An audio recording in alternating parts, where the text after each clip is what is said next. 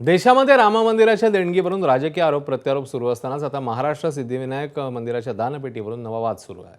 हा आरोप केलाय राज्याचे उपमुख्यमंत्री एकनाथ शिंदेनी आणि निशाण्यावर आहेत ठाकरेंचे शिवसेनेचे नेते। त्यामुळे भाविकांच्या आस्थेचं मंदिर आता थेट राजकारणाच्या केंद्रस्थानी आलंय। मुंबईतील श्री सिद्धिविनायक गणपती मंदिर विधान परिषदेत चर्चेला गेलं, तर ते श्रद्धेमुळे नव्हे तर घोटाळ्याच्या आरोपामुळे। उपमुख्यमंत्री एकनाथ शिंदेनी तत्कालीन सिद्धिविनायक मंदिर व्यवस्थापनावर गंभीर प्रश्न उपस्थित केले। मंदिरातील दानपेटी आणि आर्थिक व्यवहारांमध्ये अनियमितता झाल्याचा आरोप करत त्यांनी विरोधकांवर निशाणा साधला।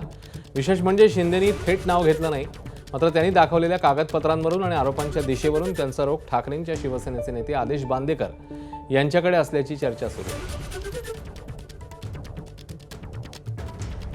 जे टीका करतायत त्यांच्या सहकाऱ्यांनी सिद्धिविनायकाच्या मंदिरामध्ये दानपेटी लुटण्याचं पाप केलं, तेव्हा चौकशीचे आदेश का दिले नाहीत? हे बघा,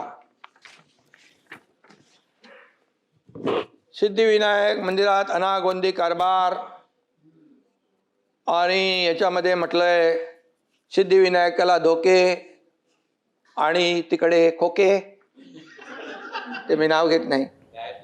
हे बघा, ही बातमी आहे, हे मी बोलत नाहीये।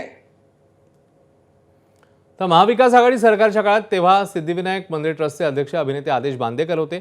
उपमुख्यमंत्री एकनाथ शिंदेनी विधान परिषदेत जे आरोप केले त्यावर आदेश बांदेकर यांनी एबीपी माझाशी बोलताना उत्तर दिलंय की साधारणतः माझा कार्यकाळ संपून 3 वर्ष होऊन गेलेली आहेत। आता 3 वर्षात जर या जे कोणी तिथे पदाधिकारी आहेत त्यांच्याचकडे सगळा कारभार होता आणि साधारणतः 3.5 ते 4 वर्षापूर्वी विधी आणि न्याय विभागाकडे याबाबतचं असं 4 वर्षापूर्वी एक अधिवेशनात हाच विषय आला होता।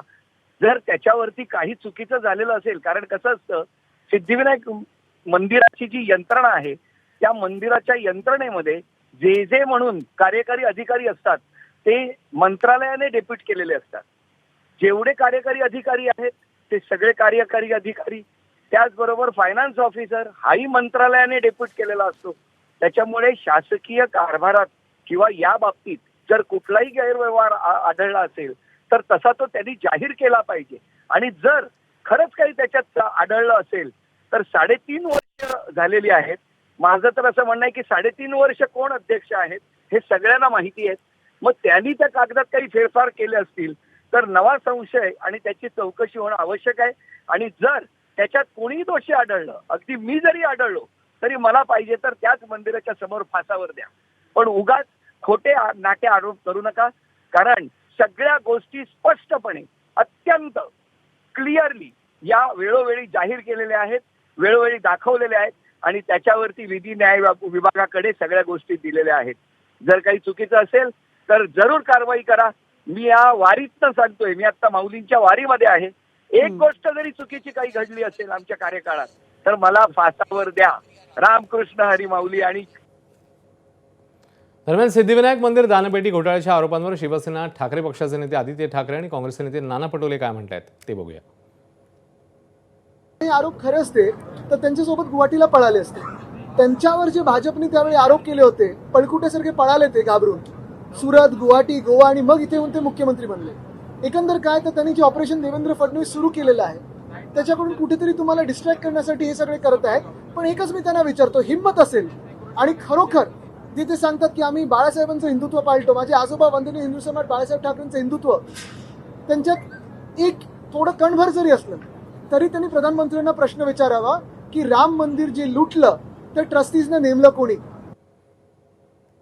मनसे नगरसेवक यशवंत किल्लेदार यांनी सिद्धिविनायक मंदिर ट्रस्टच्या कारभारावर आणि मंदिर सुशोभीकरणासाठी मुंबई महापालिकेने दिलेल्या अतिरिक्त 500 कोटींच्या निधीवर कडाडून आक्षेप घेतलाय।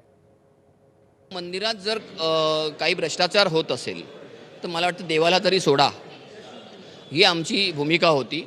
आणि मग तेव्हा कोणी असो ते तिथे, कुठल्याही पक्षाचा संचालक असो किंवा चेअरमन अध्यक्ष असो, जर असं जेव्हा जेव्हा होईल तेव्हा आम्ही तिथे प्रश्न उपस्थित करणार। त्यामुळे त्यावेळेला आम्ही केले होते, आताही करतो आहोत। आताही 500 कोटी सिद्धिविनायकच्या सुशोभीकरणासाठी 500 कोटीची काय गरज आहे? जे सिद्धिविनायक न्यास स्वतः महाराष्ट्रातल्या विविध संस्थांना करोडो रुपये देते, त्यांना 500 कोटी शासनाने महानगरपालिकेने द्यायची गरज काय?